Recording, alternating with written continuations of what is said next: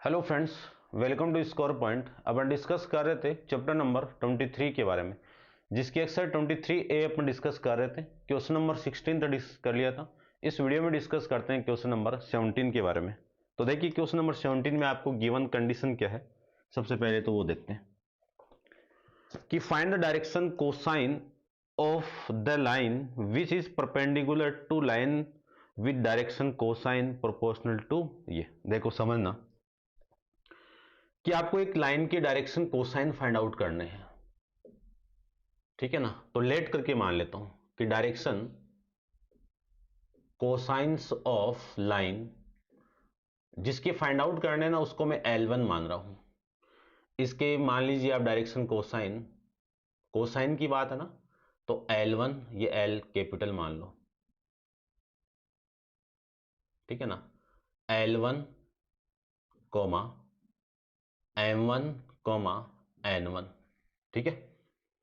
उसके बाद में जो आपको गिवन है वो देखो कि direction cosine of line L2, इसके डायरेक्शन कोसाइन को L2, M2 और N2, ठीक है ना। ये आपको गिवन है। कितना गिवन है? 1 माइनस का 2 और माइनस का 2, ठीक है। उसके बाद में direction cosine of line L3, L3 के क्या मान लो, L3, M3 और N3। इसकी वैल्यू आपको गिवन है 2, 2, 0, 2 और 1, ये गिवन है, ठीक है। और आपको L1, M1 और N1 की वैल्यू फाइंड आउट करनी है। देखो दोबारा समझना, या फिर मैं एक काम करता हूं, इसके तो यही मानता हूं मैं, LMN थोड़ा ठीक रहेगा, ठीक है ना। यानी जिस लाइन के आपको डायरेक्शन कोसाइन फाइंड आउट करने उसको मैंने लेट करके मान लिया डायरेक्शन कोसाइन L है, M है और N है। और जिसकी गिवन है L2 को, L2 लाइन के लिए L2, M2, N2 मान लिया, माना नहीं है, ये आपको गिवन है, ठीक है ना। अब अगले ने बोला है कि ये जो लाइन है ना, ये वाला लाइन, ये वाला लाइन, ये इसके परपेंडिकुलर है। L1 line perpendicular to L2, L1 line perpendicular है L2 के, तब इन डायरेक्शन कोसाइन का मल्टीप्लाई का सम किसके इक्वल होगा? 0 के इक्वल। ये लिखवाया हुआ आपको कि क्या, L1 into L2 plus M1 into M2 plus N1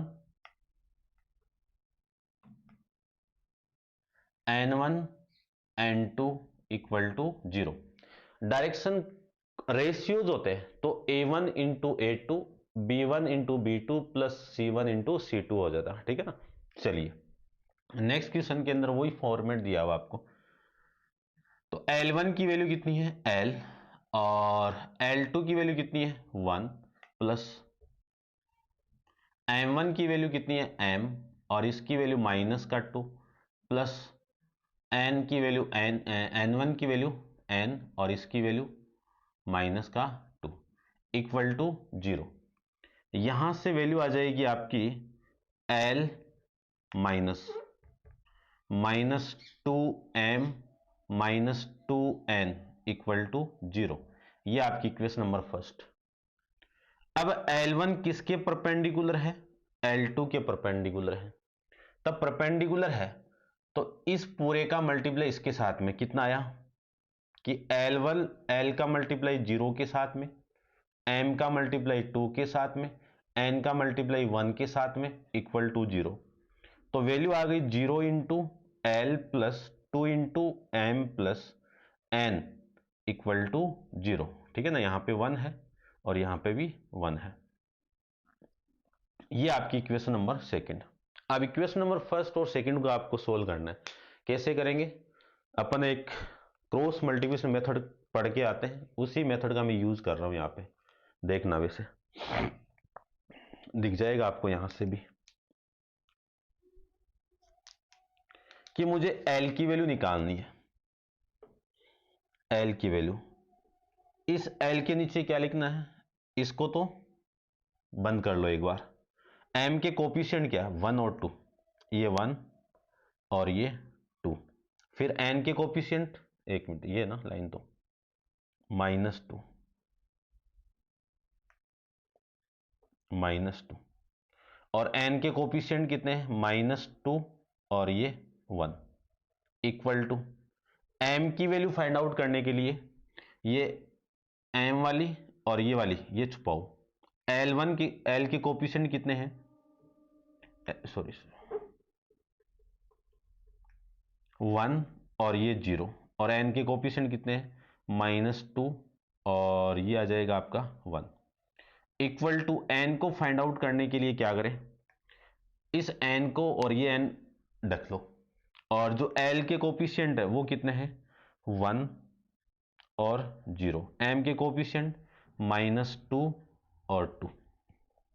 यहां पे प्लस लगाओ, यहां पे माइनस लगाओ, ये प्लस लगा दो, बस अब सोल्व कर दो। कैसे सोल्व करेंगे, इन दोनों का मल्टीप्लाई माइनस इन दोनों का मल्टीप्लाई, इन दोनों का मल्टीप्लाई माइनस इन दोनों का मल्टीप्लाई, इन दोनों का मल्टीप्लाई माइनस इन दोनों का मल्टीप्लाई। तो आपकी जो वैल्यू आएगी ना वो देखो कितनी आएगी, एल के नीचे इन दोनों का मल्टीप्लाई करूं तो माइनस का 2, माइनस इन दोनों का मल्टीप्लाई करूं तो माइनस का 4, इक्वल टू माइनस एम की वैल्यू देखो कितनी आई, इन दोनों का multiply 1 minus 0, equal to N, N की वैल्यू इन दोनों का मल्टीप्लाई 2 माइनस का 0।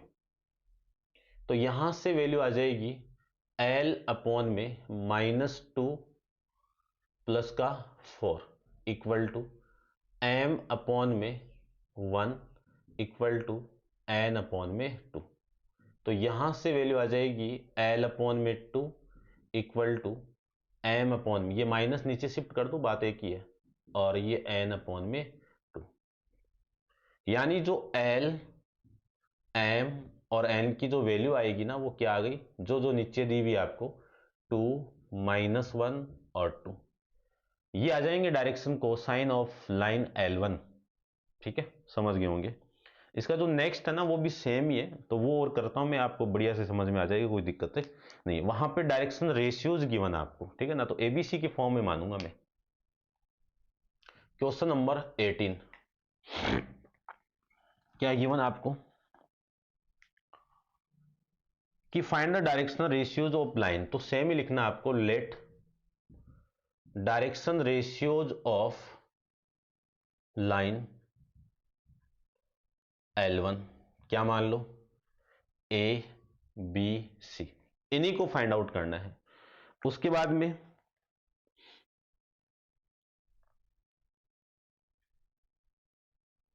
To line determine the pair of point, ये तो पेयर गिवन है भाई, ठीक है।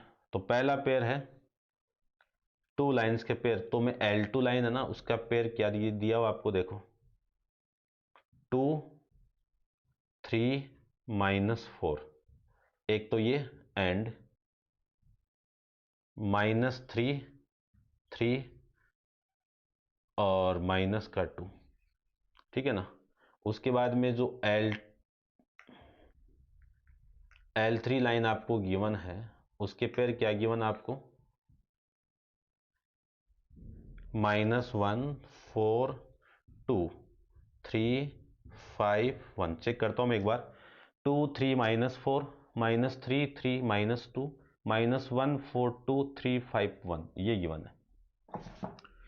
तो आपको डायरेक्शन रेशियोज फाइंड आउट करने, direction ratios of line L2, ठीक है ना। तो इन दोनों को ज्वाइन करवा दो, तो इसमें से ये माइनस करना आपको, कितना आएगा, -3 -2, 3 -3 -2 -4 है तो ये प्लस का 4, ये वैल्यू आएगी माइनस का 5, ये 0 और ये आ जाएगा आपका 2। ये कौन से पॉइंट हो गए, A2 B2 और C2, ठीक है, L2 लाइन के लिए। उसके बाद में इसके लिए मैं फाइंड आउट करूं तो direction ratios of line L3 equal to, इन दोनों में से ये, इसमें से ये माइनस करो तो 3 माइनस माइनस 1 तो +1, 5 माइनस 4 1 माइनस 2। यहां से वैल्यू कितनी आई? 4 1 और -1। ये किसकी वैल्यू? A3 B3 और C3। ये लीजिए। अब आप जानते हो कि जब दो लाइन परपेंडिकुलर होती ना तो उनकी कंडीशन क्या होती है? क्या होती है भाई? A1 into A2 B1 into B2 plus C1 into C2 equal to 0, है ना? तो two lines are perpendicular, two lines are perpendicular. ठीक है, ये कंडीशन होती है। चलिए अब वैल्यू में पुट करता हूं। तो पहले कौन है? L1 परपेंडिकुलर है L2, तो L1 की वैल्यू तो ये रही, A1 B1 और C1। इसको मैंने ABC के फॉर्म में मान रखा है, तो इसका मल्टीप्लाई करवा दो इसके साथ में, तो कितनी वैल्यू आ गई? A का मल्टीप्लाई -5 के साथ में प्लस B1 यानी 3 का मल्टीप्लाई 0 के साथ में। अरे भाई ये -3 है ना। अब इसका मल्टीप्लाई इसके साथ में, तो -2 का मल्टीप्लाई 2 के साथ में इक्वल टू में कितना? 0। अब ये भी गड़बड़ कर दिया ना। अरे ये A है भाई, रुको, आपको ये और ये लेना है ना, तो इन दोनों का मल्टीप्लाई, A का मल्टीप्लाई -5 प्लस B के साथ में 0 का मल्टीप्लाई और C के साथ में 2 का मल्टीप्लाई इक्वल टू 0।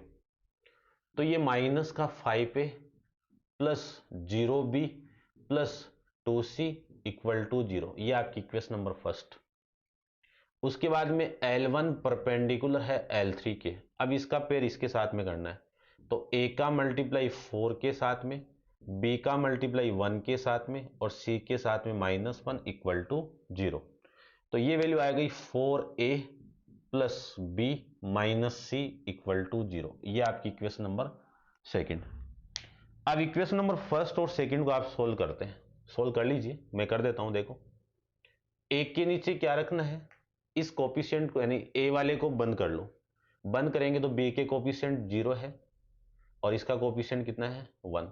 सी का यहाँ पे 2 है, यहाँ पे -1 है। फिर माइनस बी के लिए, बी वाले को बंद करो, ए के कोफिशिएंट -5 है और 4 है, सी के 2 है, -1 है। अब सी के कोफिशिएंट के लिए सी वाले को बंद करो तो -5 और 4 और फिर आ जाएंगे 0 और 1। ये लीजिए, एक के नीचे ए की वैल्यू, बी के नीचे बी की वैल्यू, सी के नीचे सी की वैल्यू, इन दोनों का मल्टीप्लाई माइनस इन दोनों का मल्टीप्लाई, यानी एक के नीचे कितना आ गया? 0 -2 आ गया, माइनस बी के नीचे इन दोनों का मल्टीप्लाई 5 और ये 8 और सी के नीचे -5 -0। ठीक है, तो वैल्यू आ गई a अपॉन में -2 माइनस बी अपॉन में -3 और सी अपॉन में -5। तो आपकी वैल्यू आ गई a अपॉन में -2 और b अपॉन में 3 और c अपॉन में -5। यहां से a, b, c की वैल्यू कितनी आएगी? -2, 3, -5। ये आपका आंसर लीजिए। ठीक है ना, ऐसे अपन फाइंड आउट कर लेते हैं भाई। एक में डायरेक्शन कोसाइन की कंडीशन थी, एक में डायरेक्शन रेशियोज की कंडीशन थी, और इसके अकॉर्डिंग अपन ये सब फाइंड आउट कर लेते हैं।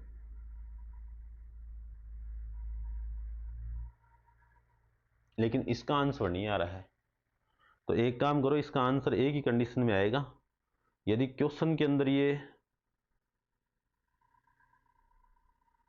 कहाँ गया question?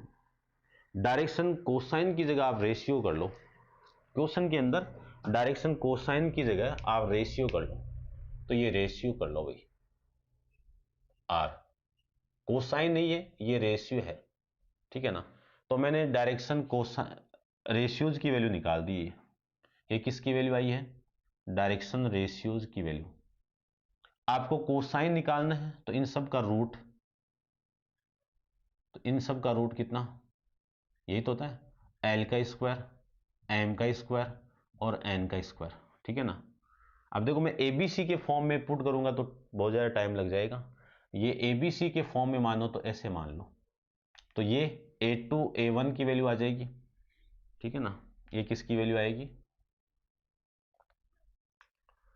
A1 B1 sorry A2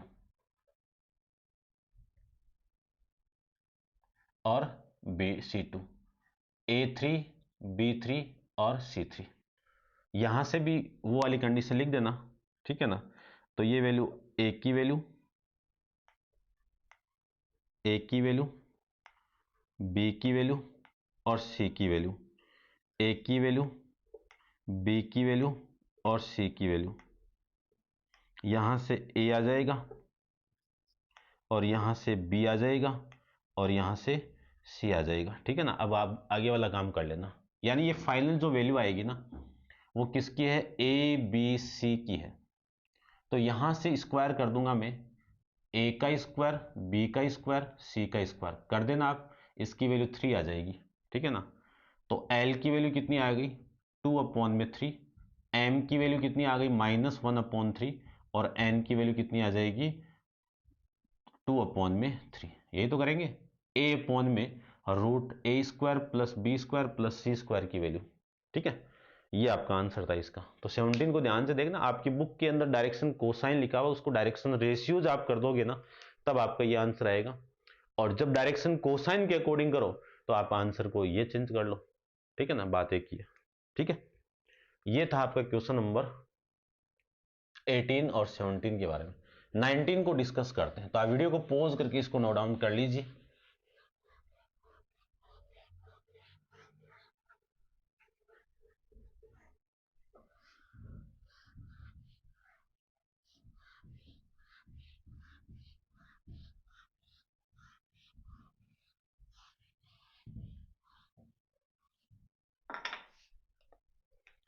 question आपका है 19 के बारे में। क्या गिवन है देखो, find the direction ratios of line,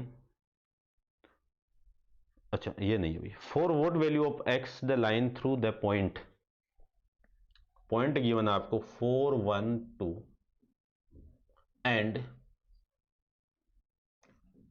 5x और 0 इज पैरेलल टू, ठीक है ना। एक तो पॉइंट ये गिवन है आपको, एंड इज पैरेलल टू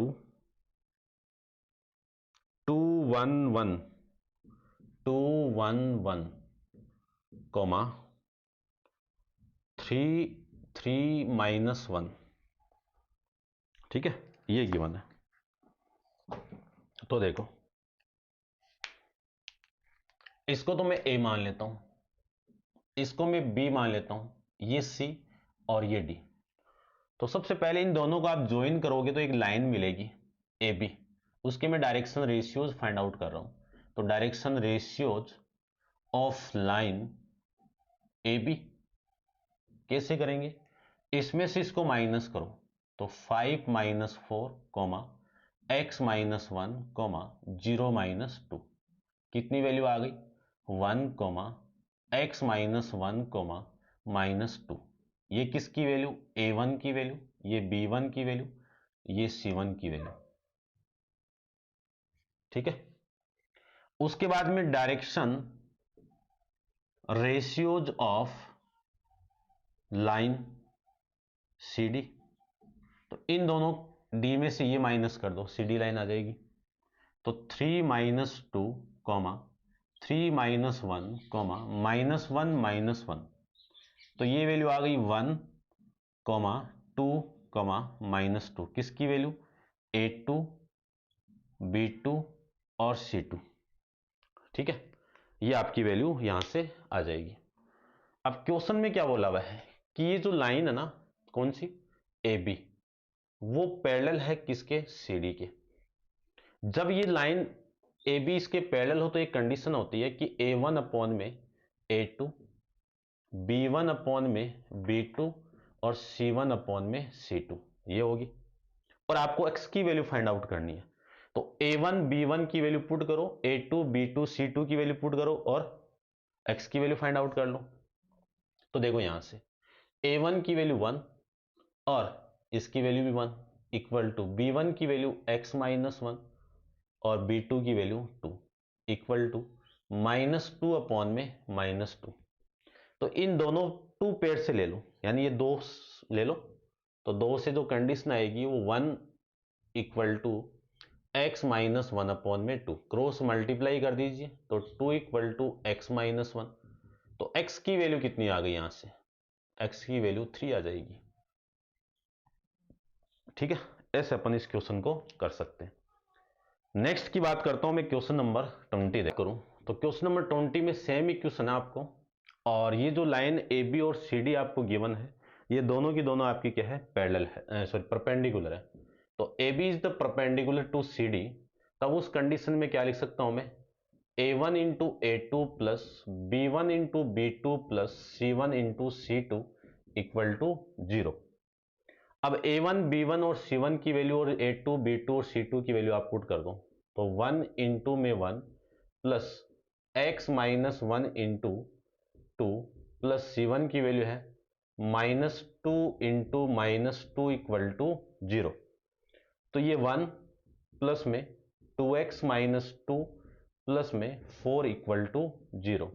तो ये 1 और ये 4 कितना, 5 plus 2x minus 2 equal to 0, यानी 3 प्लस 2x इक्वल टू 0, यानी 2x माइनस इक्वल टू -3।